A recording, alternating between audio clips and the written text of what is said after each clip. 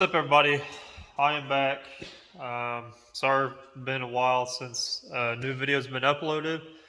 A lot of things been happening. A lot of things been going on. I'm going to show you guys what I've been mainly working on. You haven't watched the last video, the update of the SRT4 engine bay rebuild. Go watch that first. It's kind of like a little update as well as what I've been doing. But I've been extremely busy at work. We got hit with hail within my area, and we've had a lot of hail cars coming to the shop, and I've been busy working more hours there than normally. Normally, I would work almost like half to three-quarter days and then come home and work in the shop, but I have not been doing that. So I've been trying to cram all my work schedule and my stuff I need to do at home into like weeks instead of days. So I've been stretching things out a lot longer. So I have not picked up the camera, have not recorded anything. So I'm sorry about that. But I want to show you what I've been working on.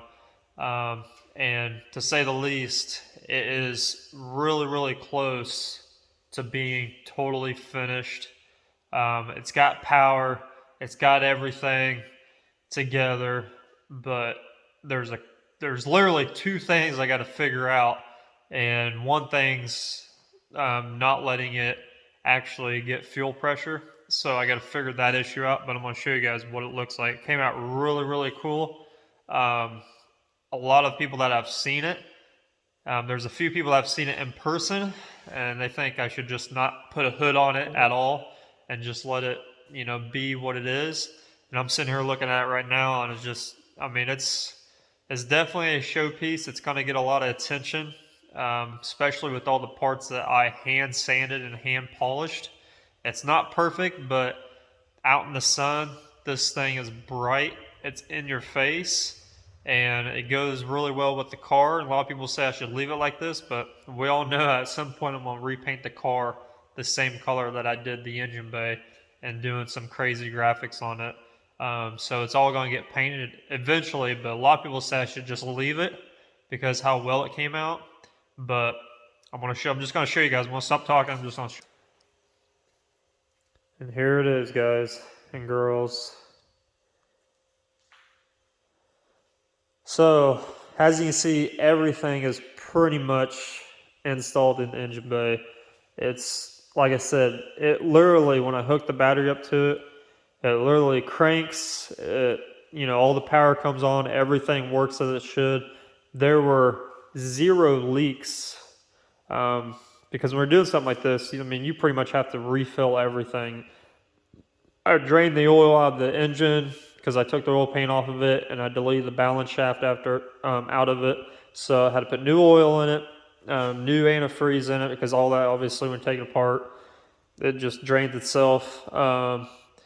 Tranny fluid, brand new transmission fluid in it, brand new .3 for the brakes and the clutch, re-blowed all that stuff, and then new power steering fluid, and you pretty much have to bleed all that stuff too. So pretty much all the fluids that you would put in a car had to be redone. So I got really, really lucky.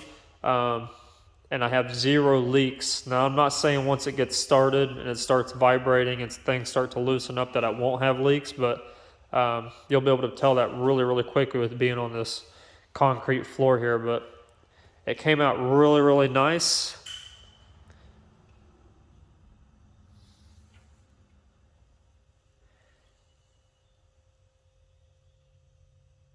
And you really tell how that transmission, I actually painted the transmission housing silver. It's actually just silver sealer from House of Color, and I put clear coat over top of it.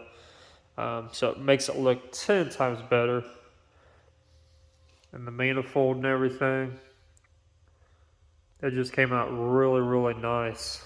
I'm really, really super happy with it. The way the manifold and, just the little stuff that I painted, it goes a long way. I still have to repaint these because the color of the valve cover and this water pipe for the coolant heater core, it's the same color, but this is the old version of it. And House of Color, their new line, this is the new standard for that color. It's the same Pavo Purple, but this is Pavo Purple 2. That was the old one, so I need to repaint those just to get it to all match. But other than that, it still looks killer.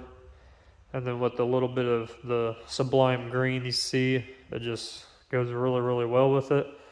Like I said, a lot of people want me to leave the hood off of it, but obviously it's going to get that carbon hood on it. Obviously, this is all going to clear the hood and everything. It sits back far enough. You don't have to worry about it. So yeah, it is pretty much done. The last night I tried to fire this thing up and I ran into, like I said, a couple issues. Not really big issues. I just got to figure out if I'm getting power to it. But I put a full, complete fuel system in it with -6 lines. And what's happening is the pump's not kicking on. At least I don't think it is, because with the pump in, I should be able to hear it. It should be really, really loud, and I just don't hear it. I mean, I hear something, but I don't think it's the pump. So, and when you're coming up to the regulator in the engine bay, I'm getting no pressure at all. So I'm thinking the pump's not kicking on fully, and it's not feeding that fuel through there. So I need to kind of go through and make sure I'm getting power to it. Everything's hooked up normally like it should be. It's just not kicking on for some reason. So I might have missed like a plug, or something might not be clamped in all the way. So I just got to go through the wiring harness again and, figure out what's going on with it.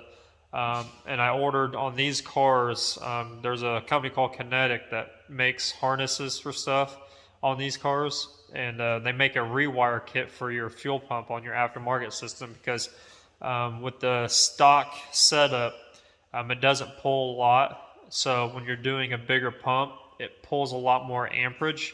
So what that does is they put a separate fuse and they actually ground it to your alternator, and it plugs in the same way, and you just ground it to your alternator, so you're getting more juice to that pump, so you're getting a constant flow of fuel that you need, especially if you're running really high horsepower on some of these, like some people do. You need that constant amperage running so you get the amount of fuel that you need at all times.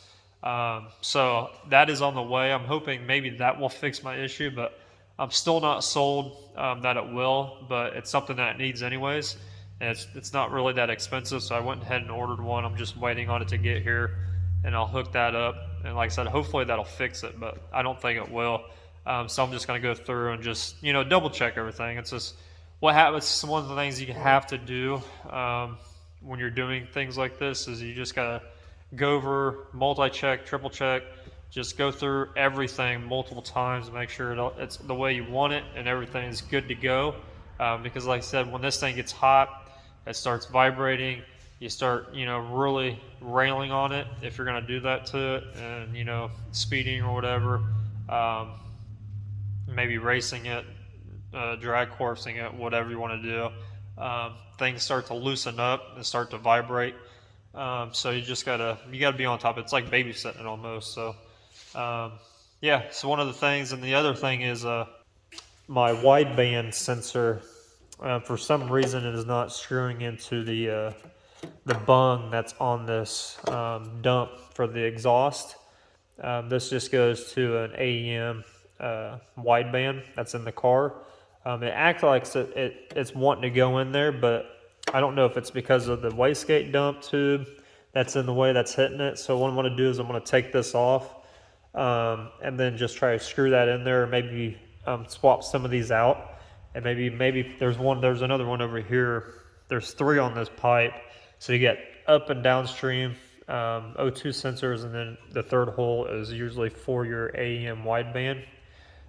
So I'm just going to kind of play with it a little bit, and in all honesty, I kind of forgot where I left the other end of this plug that actually hooks up to the gauge.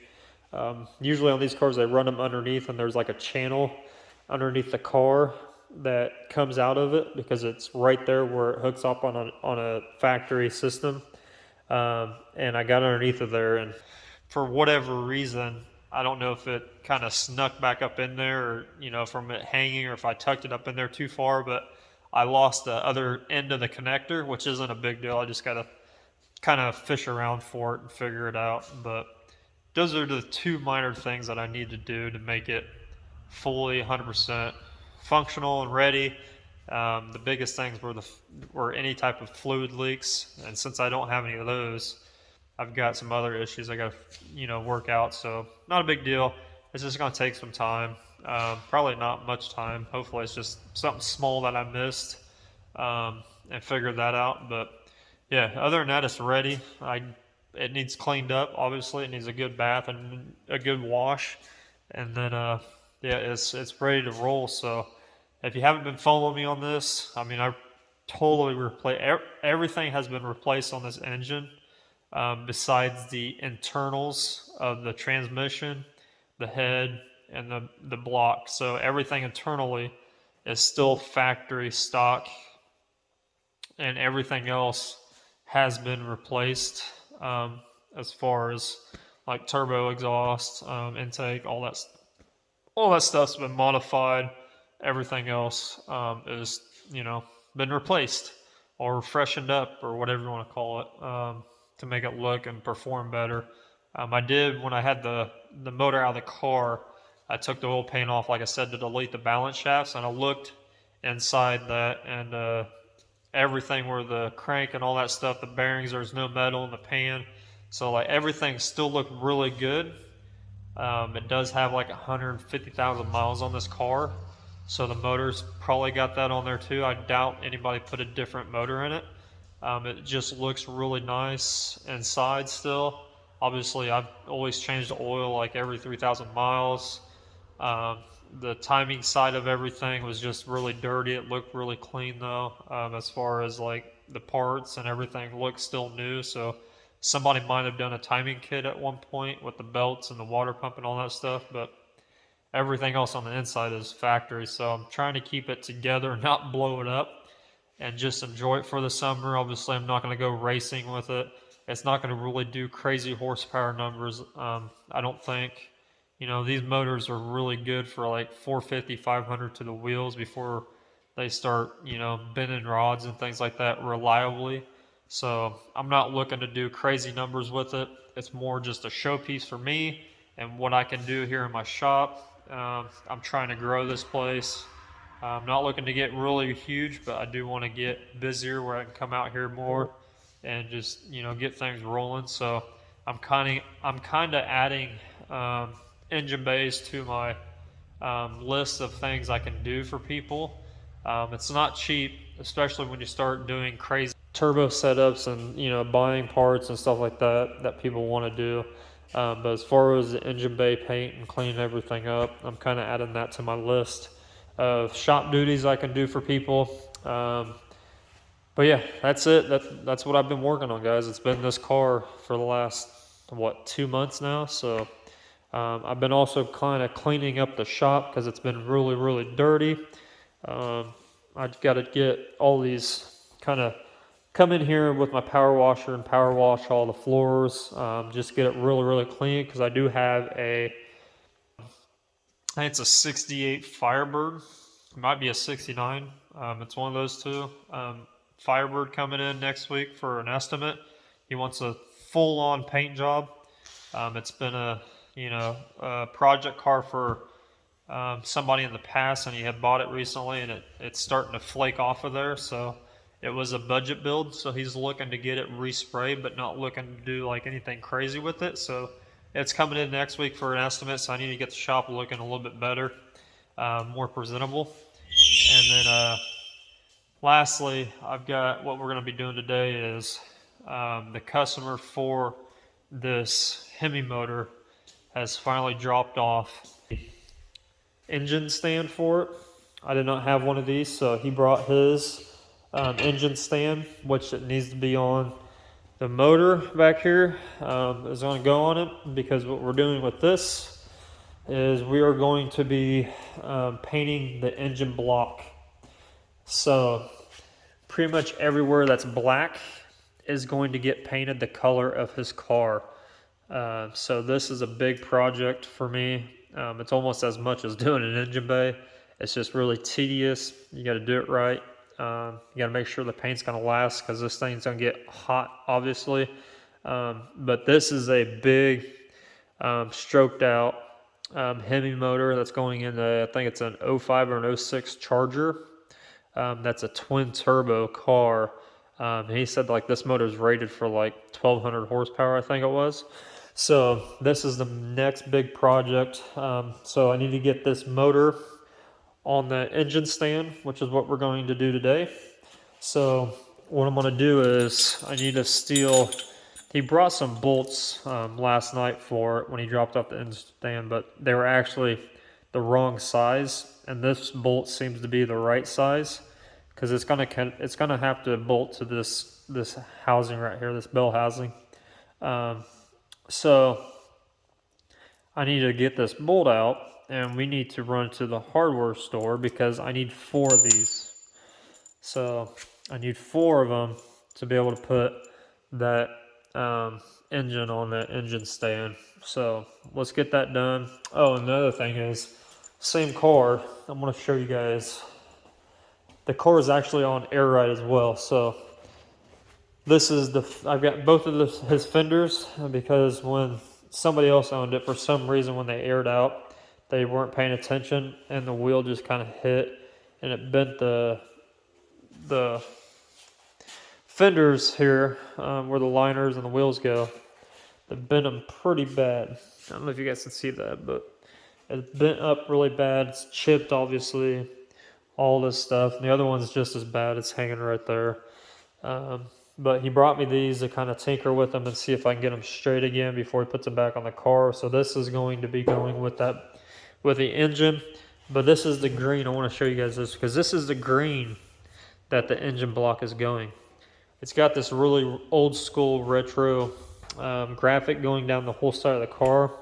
So this will be kind of a tricky thing. So I think you guys will probably learn from this if you're into the custom painting stuff of how to repair something like this without getting into this. And I'll teach you guys how to go about doing that because I think it's far away enough I can repair this without going too far up here. This bottom color is just a factory Dodge. I think it's like PX8 or PXR or something like that. It's a factory black pearl. That's Dodge used, so it's going to be an easy paint job. It's just getting this fixed. It's going to take a while. So when you get our bolt, go to the hardware store and get this thing. So let's go get some bolts.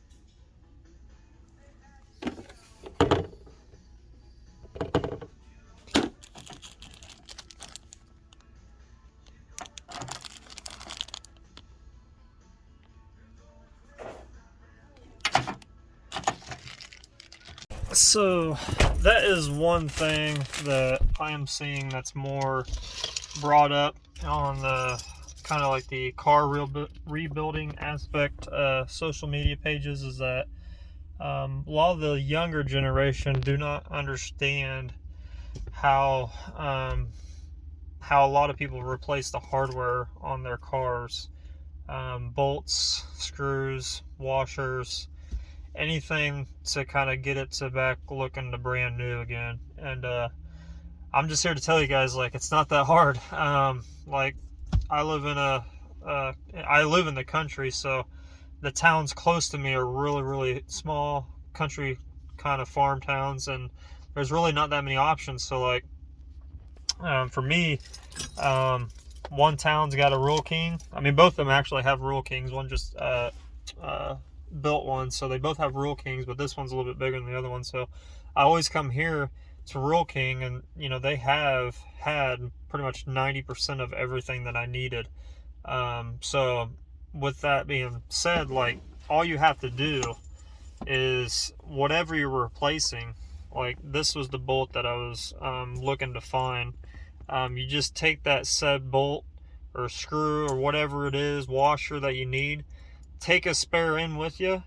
A lot of these places have little jigs, as you saw in the video like just before, of me trying out which one this was. I had a pretty good assumption that it was a 3/8. I just need to know what kind of thread it was, and they have these jigs. You just go in there and try them out, or like if they didn't have one, I would just take this bolt and I would just go through and what I thought it was and get like a nut of that and see if it was thread on here. Then I would take that nut and find the bolt that I need, and use that same nut to make sure they correlate together to make sure they both work. So thought I would just show a little bit of that. I mean, I know I didn't talk much, just saw me picking out the bolts and finding out what size it was. But it's a lot of those little things that a lot of the younger generation do not understand how to go about doing it. So like I said, it's not that hard. Like if you have an Ace Hardware, I don't know if Harbor Freight sells like individual bolts or not. I haven't been there for a while. They probably don't, but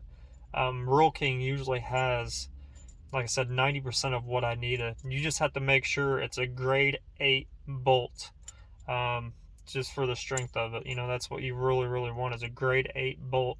So yeah, let's get back to the house and get this engine mounted on this stand, and we'll go from there. And oh yeah, a little bit of peace of mind too. Like these, I bought 4 of these, right? So they were kind of expensive because they're kind of a specialty bolt and being a grade 8 bolt, so they're a little bit more expensive. So I got 4 of them and it was like $13.16. So, you know, even though I paid out of pocket to begin with, since this is a customer's vehicle or project that I'm working on, I keep the receipts for everything that I spend money on, and it just gets built back into their bill at the end of it. So if you're ever wondering anything about that, like that's how you do it. You know, if there's something special or something that you need to get for a project and you have to spend your own money on it to begin with, to get it rolling, just build that into the bill. Keep your receipts for everything you buy for them, and you know, you're never gonna, I mean, you're hardly ever gonna find somebody that you're doing work for have a problem with that. You know, I usually say, hey, like, up front, to make sure they know you brought the wrong bolt. I can go get it for you, but you're gonna have to pay that bill. And you know, 9 times out of 10 they're fine with it. So that's just how I go about doing it. I think it's the right way to do it. So yeah, just so you guys know, that's how you go and find your hardware that you want to replace. Maybe you got some old crusty bolts and screws that you need to go freshen up your engine bay with. You never want to put that nasty old stuff back in it, especially like mine when I did a full, pretty much complete restoration and paint job. I never wanted to put those bolts back into that engine bay, so I went through and replaced pretty much, I would say 95-96%. There's a couple bolts and screws that I need to go through and kind of replace those as I go, but other than that, like, that's how you do it, guys. Just, you know, get the bolt and go into the store, you know, make sure it threads into what you need and find that exact length, size, and thread count that you need. And you know, there you go, that's how you do it. So just make sure it's a grade 8, like I said, and we'll get back to the house and get this engine on the stand. So what I need to do is put this bolt back into where it was, which will, I can hook this up to my hoist and get this lifted up, and then once it's to the height of this, I can slide this underneath of there, put those 4 bolts in it, and be done. So I'm gonna go ahead and do that real quick and get this thing mounted up. We have now got the engine on the engine stand. That's pretty much it, guys. Not too complicated. You know, if you're doing this by yourself, engine stands and engine hoists, you know, that thing helps out tremendously when doing stuff like this, and engine stands. Now I'll be able to get to everything. I took off this custom made stands that were holding it up, that way it could sit on the ground without hitting the oil pan. But yeah, you just want to make sure all these fingers are loose, get up somewhat level. Obviously you're going to have to do some manhandling of the motor to get it kind of situated, because it's going to be cockeyed a little bit. And then once you get all these kind of finger tight inside there, you want to tighten up all these, and then, you know, lastly, you just want to kind of torque those down a little bit, and then you can let the engine hoist free, and it'll sit. It's kind of sitting kind of sideways because the lock pin on this thing is kind of weird, but I could take that pin out and roll it around if I really needed to get to the sides that I need. But yeah, so it's pretty much done, guys. Like, it's ready, set up. The next video is going to be the prepping stage of everything. Let me get these out of here. So I'm going to show you guys how, because all this inside of here is going to go green too, so it's all going to get painted. So I'm going to show you guys how to tape everything off, prep it, get the essential products that you need in order to do something like this. It's not really easy, but it's not actually hard either. It's just really time consuming because you got to get inside these little crevices, everything. You know, you got to block off what you need to block off. That way paint don't get to things like that, you know. And obviously you don't want to get paint on the gaskets or anything like that. Normally, when I do blocks like this, the oil pan's off of it, the heads are off of it, nothing's on the motor. It's just literally just a block. So I just got to tape the heads off and the oil pan area off. But this was already pre-built, so you got to go through all that extra work to get it all taped off and prepped and cleaned up the way it needs to be in order for it to actually hold paint. Or if you really want to go the extra step, when you get your engine with, when it's all cleaned up and it's hot tanked and everything, you can send it to a powder coater, and they can powder coat it for you before you start actually building the internals of an engine. I've seen some done. They look really good. Paint is, paint's good as long as you do it right. Paint will hold up too, but powder coating is just that extra durability that paint doesn't have. But yeah, that's the next video, guys. It's going through prepping this thing, showing you guys how to actually paint casting and aluminum and blocks and whatever. This goes for like transmissions. I did the same thing when I did my transmission on my car. So it all kind of coincides within each other. As long as you do it right, you'll have no issues. And this is a brand new motor, so it's already clean, so I don't have to deal with any oil, grime, or anything like that. So yeah, I've been watching, and hopefully you guys at least learned something. Next video, you're definitely going to learn something, but I got to get to doing some other things, so I'll see you on the next one.